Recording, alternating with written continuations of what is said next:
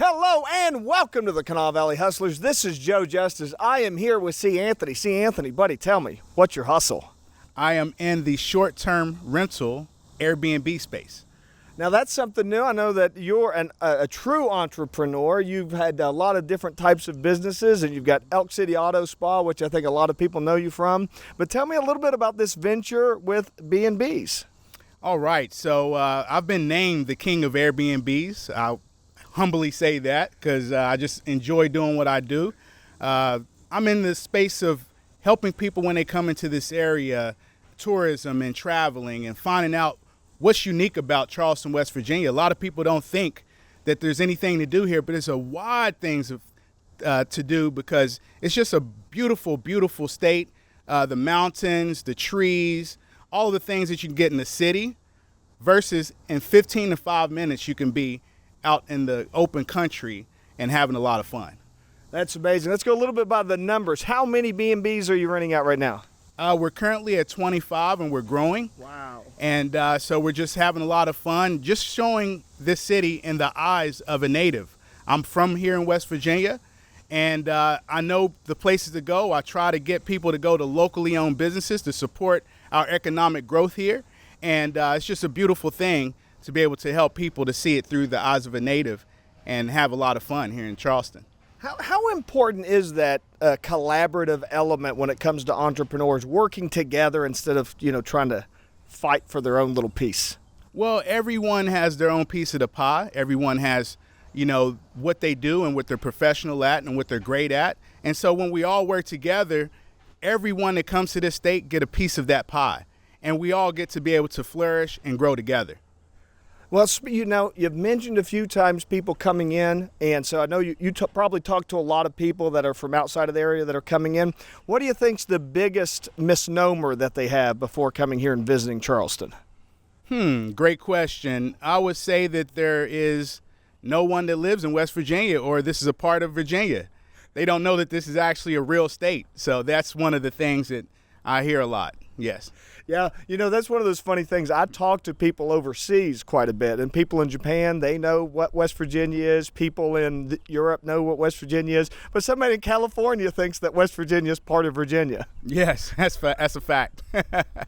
So talk to me a little bit about, as I've gone through some of your B&Bs and taken a look around, I notice there's a real touch to each one of them. I can tell there's a little bit of extra. It's not all just beige walls and, just pictures on the wall. There's a little bit more that goes into it. What goes into your process of setting up these B&Bs? Okay, so a lot of times when I've traveled and I've stayed at Airbnbs and short-term rentals, they come from a minimalist approach. And my thing is to be able to have someone feel like that they're at their home away from home. So when they come in, everything is laid out for them. I'm talking about all the way down to the Q-tips and the toothpicks. We literally have everything, pots, pans, we have coffee, we have bedding, we have extra bedding and pillows, we have all your toiletries, everything that's needed. So when you come, you can literally land off the plane, not have nothing in your bag, and still be able to live in this place like it's your home. And what about the decor? I noticed some of your rooms kind of have like a country feel to them. Some of them have a beach vibe. How do you come up with the ideas for the decor? That's a great question too. So when I first Does it just hit you when you walk into a new room? It is literally like that. I didn't know I had the knack because I do all of my furnishings. I do all of my decor. I do have a team that helps me. But it literally, when I walk in the room, I feel the vibe of the room. And one thing may trigger me onto what the vibe of the theme of the whole home is going to be. Just like I bought a tray and it gave me the beach theme, and I just did a beach theme home. It's called Boulevard Beach House, and it overlooks the Kanawha River, and it gives you that beach theme and that beach feel in Charleston, Kanawha County, West Virginia. Not a whole lot of beach houses in West Virginia, right? It is not. I think I'm the only one, actually. So when you're out and about, you're going through stores, you're going through antique malls, places like that. You're always thinking, oh, that would look great over here. That would look great over there. Absolutely. And when I see something, I can almost see it in the home. And in that particular room, sometimes I have my staff and they say, well, see, Anthony, that just doesn't look right. I don't think that was a good idea. I say, just wait until you see it all the way done, and you'll see what vision I have for this home. And it always works out. Talk to me a little bit about vision. What's it like? Does everybody have the ability to kind of look into an empty room and see what it'll look like when it's finished? I think that's a gift. A lot of people don't have that knack. A lot of people can be, help them create that knack or that ability. But, for me, I think it just comes natural. And I truly care. When people come in, and you can check my reviews as well, but on revivebnb.info, but you can check the reviews and see when people are reviewing us, they say that they care, and that we, when they walk into the home, they feel like the person who set the home up cares about them. All right, and as we're kind of wrapping up here, I'm going to ask you a philosophical question just to make it a little tough here. So you've started and ran multiple businesses. You're very successful with your Elk City Auto Spa, and now you're starting this other thing. So see, Anthony, why can't you just sit still and do one thing at a time? That has been hard for me to do since I was a kid. So I've transformed that energy to business, and also to be able to help people, whether it's employing them, whether it's them traveling, whether it's making their cars look good, whatever that may be.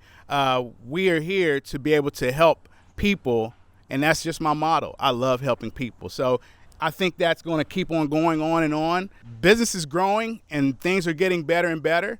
And we have homes all the way from Charleston, West Virginia to Tays Valley, West Virginia, and in between. So no matter what you're looking for, whether it's a cabin, whether it's a beach house, whether it's a homey feel, comfortable feel, 2,400 square foot home down to a 700 square foot apartment, we've got you covered.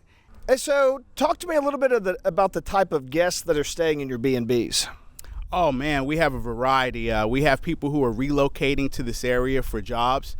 Their whole family is coming in, even including their dogs, because we're pet friendly in most of our homes.